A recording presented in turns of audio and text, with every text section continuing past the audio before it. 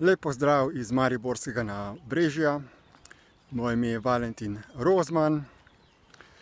Danes je zadnji dan pred volilnim molkom za volitve v Državni zbor 2018. In današnji dan sem opravil zelo aktivno, in sicer 10 ur sem hodil po mestu Maribor in nagovarjal ljudi, večinoma lastnike in zaposlene v lokalih in trgovinah.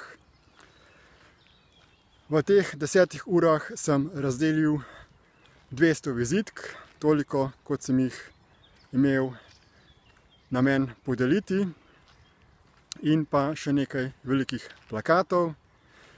Nekaj plakatov mi je še ostalo, ampak cilj je bil dosežen.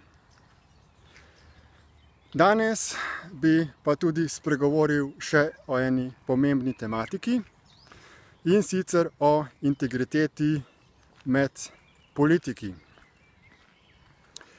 Sem del stranke Za zdravo družbo, kandidat v Mariboru v 2 volilnih okrajih.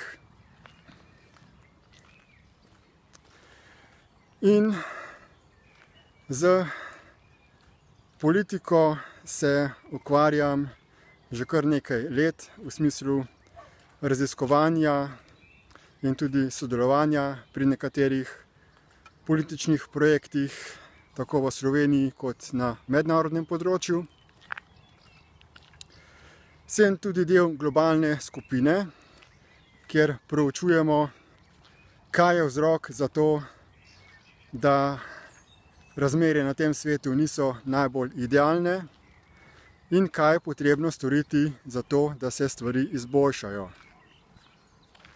Slogan stranke Za zdravo družbo je: spremeni sebe in spremenila se bo Slovenija.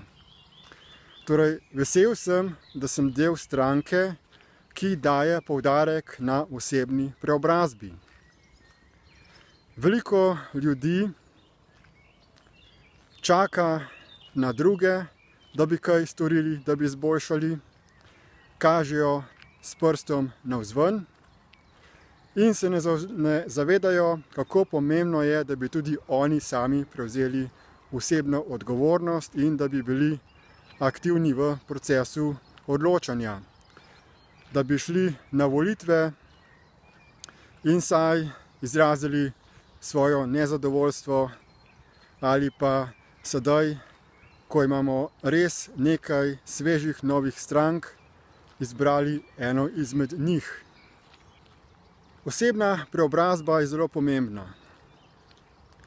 Veliko politikov obljublja stvari, potem pa jih ne izpolni. Razlogi so različni, nekaj so seveda zunanji faktorji, na katere sami ne morejo vplivati. Veliko politikov pa zapade pod razne skušnjave. Se pokvarijo in potem sodelujejo v programih, ki so škodljivi za človeka in tudi druga živa bitja. Zato je zelo pomembno, da so ljudje, ki so v politiki, osebe z visoko integriteto. Ta integriteta pa ni le stvar odločitve, temveč je lahko samo rezultat resnične, dolgotrajne analize in preobrazbe lastnih miselnih in vedenjskih vzorcev. Torej, lahko gre človek v politiko z poštenimi nameni, se ima za dobrega človeka, ampak potem zelo hitro zapade pod razne skušnjave. Iz tega razloga priporočam vsakemu človeku, zlasti takim, ki kandidirajo za vplivne politične položaje, da delajo na preobrazbi lastnih miselnih vzorcev. In kako se to dela. Več metod je za to. Jaz sem pred 7 leti spoznal skupino, ki je razvila nek zelo učinkovit proces preobrazbe miselnih vzorcev, in sicer celo preko pisanja javnega spletnega dnevnika. Jaz torej že vrsto let na javen, transparenten način delam ozaveščanje, analizo in preobražanje lastnih miselnih vzorcev. Ta proces je ključen zato, da se gre res v globino vseh misli, ki so zelo subtilne, zelo neopazne, in da res nepopustljivo odstranjujem iz sebe vse sebične in škodljive miselne vzorce. Orodja, ki se pri tem uporabljajo, so, kot sem že omenil, pisanje, potem samoiskrenost.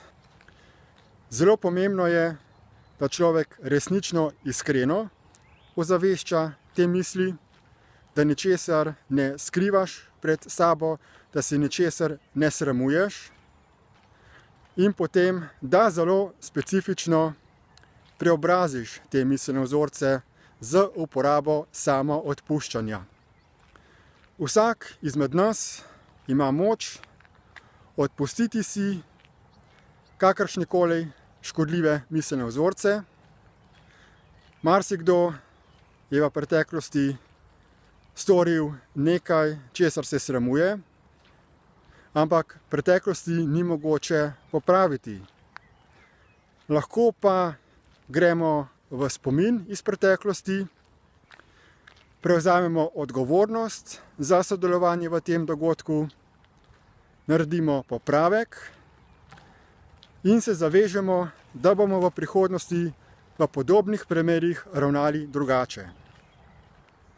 Gre torej za res specifično in učinkovito reprogramiranje.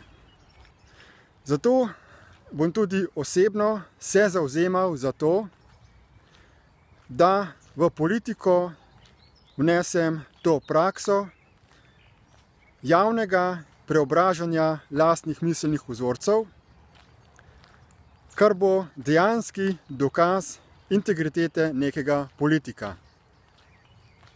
Le na ta način bodo ljudje res imeli zaupanje v nekega človeka. Seveda pa to še ni dovolj, kajti nekaj je si obljubiti, si dati neko zavezo, potem je pa to potrebno tudi dokazati z praktičnimi fizičnimi dejanji. Samo dejanja so tista, ki na koncu štejejo in ki potrdijo, da je bila preobrazba vzorca res učinkovita.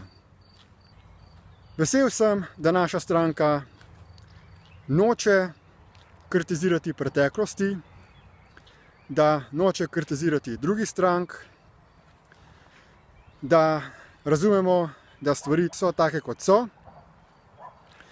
da ni koristno, da bi izvajali neke nasilne, radikalne spremembe, temveč, da se iz sedanjega trenutka, iz razmer, ki so take, kot so, na miren, sistemsko sprejemljiv način naredi čim večjo izboljšavo.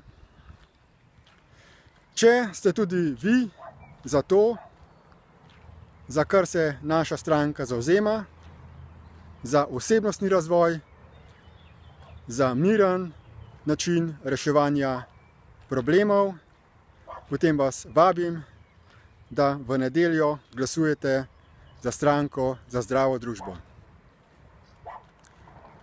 Hvala lepa za posluh in nasvidenje.